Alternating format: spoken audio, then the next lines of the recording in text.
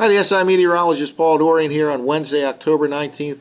Well, we've been tracking a coastal storm over the last couple of days. It is now affecting the mid-Atlantic region with some scattered rain. Some of it came down pretty hard early this morning.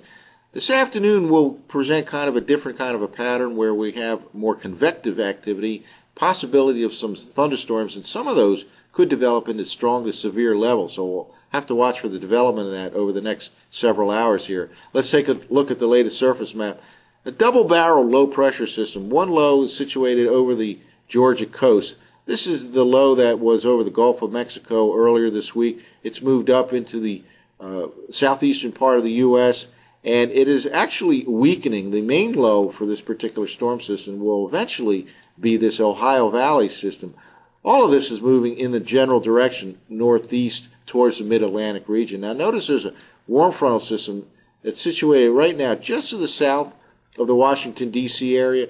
This warmer, more humid air is advancing to the northeast and should move into the southeastern part of Pennsylvania, South Jersey, Delmarva Peninsula area. This will help to unstable the atmosphere this afternoon, and that could lead to the development of some strong thunderstorms that we'll have to monitor over the next several hours. Some of these thunderstorms that do develop could have strong wind gusts and heavy downpours.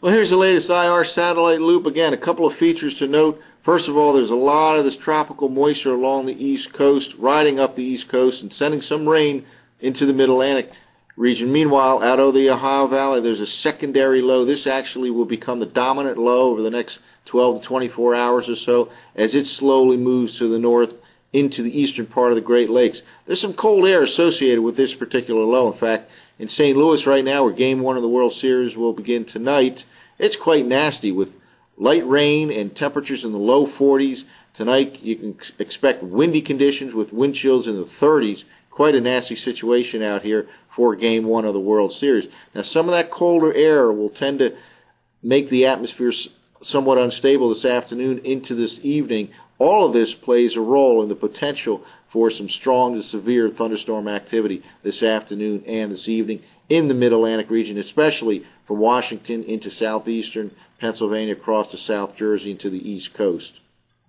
Well, let's take a quick look at a couple of GFS computer forecast model maps. This is for this evening, and by this evening the GFS really just has one low here depicted on the surface map. The coastal storm has kind of dissipated, but this is an important low and it still will affect the mid-Atlantic region. There's a frontal system that, like last week, will be swinging through the mid-Atlantic region from the southwest to the northeast, and this will help to make things unstable in the atmosphere this afternoon. Ahead of it, there will be a warmer flow of southeasterly winds, and the combination of that warmer air mass that moves in over the next few hours, followed by this frontal passage later on in the day, could set the stage for some strong thunderstorm activity. We'll, of course, monitor that over the next several hours. Well, here's the computer forecast map for tomorrow morning. Things are much more relaxed by tomorrow morning. The main action is well up to our west, up over the Great Lakes, and to our northeast over New England. We're in southwesterly flow, and it'll be quite gusty tomorrow, although skies should begin to clear somewhat. Partly sunny conditions tomorrow, but strong winds, perhaps gusting past 30 miles per hour or so.